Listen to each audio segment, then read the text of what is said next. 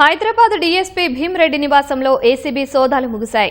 16 చోట్ల జరిగిన తనిఖీల్లో భారీగా బంగారం, వెండి ఆభరణాలు, స్థిర చరాస్తుల పత్రాలు స్వాధీనం చేసుకున్నారు. ఆదాయానికి మించిన ఆస్తుల కేసును అధికారులు నమోదు చేశారు. తాజా వివరాలు మా ప్రతినిధి రమేష్ను అడిగి తెలుసుకుందాం. రమేష్, భీమ్రెడ్డి కేసులో ఏసీబీ అధికారులు ఎలాంటి ఆస్తులు గుర్తించారు?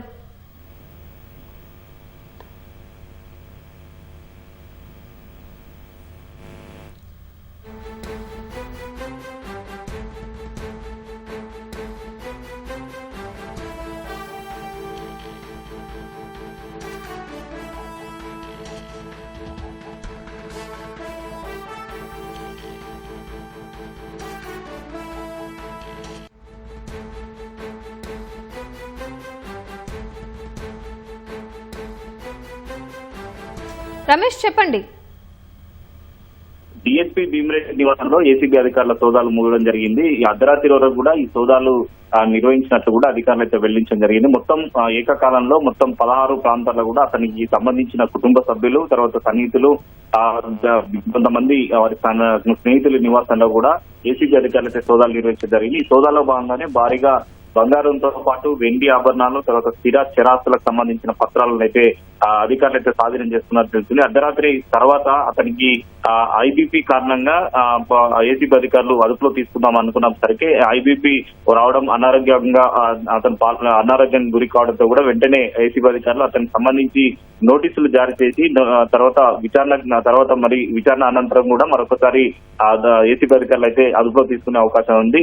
మొత్తం కూడా ఈ సోదాల్లో భాగంగానే వివిధ ప్రాంతాల్లో దాదాపు ప్రాథమిక విచారణలో భాగంగా మొత్తం 200 కోట్లకు పైగా ఆస్తులు కూడబెట్టారని చెప్పి కూడా అధికారులు ప్రాథమిక దర్యాప్తుల విచారణలో కూడా గుర్తించినట్టు తెలుస్తుంది. ఇటు తెలంగాణ రాష్ట్రంతో పాటు కర్ణాటక రాష్ట్రంలో భారీగా ఆస్తులు అంటే స్థిరాస్తులకు సంబంధించి కూడా భారీగా ఆస్తులు కూడబెట్టారని చెప్పి కూడా ప్రధానంగా అధికారులు గుర్తించడం జరిగింది. ఈ సోదాలో భాగంగా కొన్ని ఆస్తి వివరాలు కూడా అధికారులు ఇప్పటికే వెల్లడించే సంగతి తెలిసింది. అయితే ఇబ్రాహింబాద్ లోని ఒక విల్లా తన నివాసం ఉంటున్నారు. ఆ విల్లాకు సంబంధించి కూడా అత్యధిక ఖరీదుగా ఉంటుందని చెప్పి కూడా అధికారులు గుర్తించడం జరిగింది. అదేవిధంగా టెలికాం నగర్ లో G+2 తర్వాత పెంట్ హౌస్ తో కూడిన ఇల్లు ఉందని కూడా అధికారులు గుర్తించడం జరిగింది. మరొక ఫ్లాట్, అదే టెలికాం నగర్ లో ఒక ఫ్లాటు, తర్వాత గచ్చిబౌలిలో మరొక ఫ్లాటు, మణికొండలో 500 గజాలతో కూడిన G+5 తర్వాత కమర్షియల్ కాంప్లెక్స్ కూడా లో ఒక వాటా ఉన్నట్టు కూడా అధికారులు పత్రాల మీద స్వాధీనం చేసుకోవడం జరిగింది. మరొక పక్క మణికొండ 3,000 చదరపు అడుగుల ఒక కమర్షియల్ స్పేస్ తో పాటు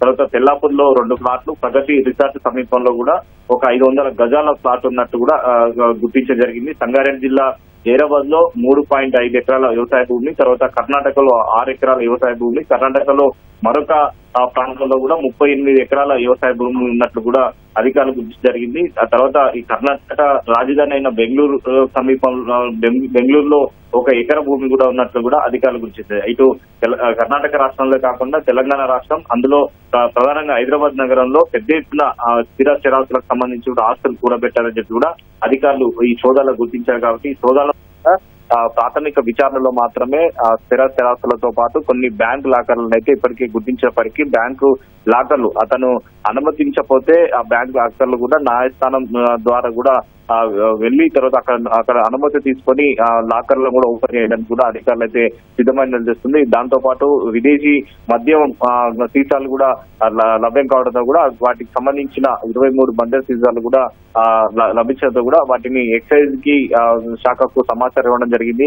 వారు వచ్చి తర్వాత వారు విచారణకు సంబంధించి కూడా వారు కూడా వివరాలు కూడా సేకరించే అవకాశం ఉంది. పూర్తిగా ఈ దర్యాప్తులో భాగంగానే ఆదాయానికి మించిన ఆస్తులు పెద్ద ఎత్తున కూడబెట్టారనేది కూడా ప్రధానంగా ప్రాథమిక దర్యాప్తులకు గురించి జరిగింది. వీటి బహిరంగ మార్కెట్ లో 200కు పైగా కోట్లు విలువ గల ఆస్తులు ఉన్నట్లయితే అధికారులు ప్రాథమిక విచారణ గుర్తించారు. కానీ స్వాధీనం చేస్తున్న పత్రాలు కానీ తర్వాత బంగారు ఆభరణాల విలువ పూర్తి స్థాయిలో లెక్కించిన తర్వాత వాటి ఎంతవరకు ఉంటుంది ఏంటిది అన్నది కూడా సమాచారం అధికారులు అయితే ప్రస్తుతం అయితే ఇవ్వనున్నారు. కానీ ఇప్పుడు అతను అనారోగ్యం కారణంగా ఉండడంతో కూడా మేము అదుపులో తీసుకోవాలని చెప్పి కూడా అధికారులు అయితే చెప్తున్నారు. ఆయన ఆరోగ్యం కుదుట పడిన తర్వాత అదుపులో తీసుకునే అవకాశం ఉంది. తర్వాత అతన్ని అరెస్ట్ చేసి తర్వాత న్యాయమూర్తి ముందు హాజరుపరిచి తర్వాత నేరుగా జైలుకి అయితే తరలించే అవకాశాలు అయితే కనబడుతుంది. మరి ఎన్ని రోజుల పాటు అతని ఆరోగ్యం సంబంధించి కూడా ఎలా ఉంటుంది ఏంటి అనేది కూడా అధికారులు ఫాలో అయిన తర్వాతనే ఈ కేసుకు సంబంధించి సోదాల్లో భాగంగా పూర్తి సమాచారం వస్తుందని చెప్పి కూడా అధికారులు అయితే భావిస్తున్నారు.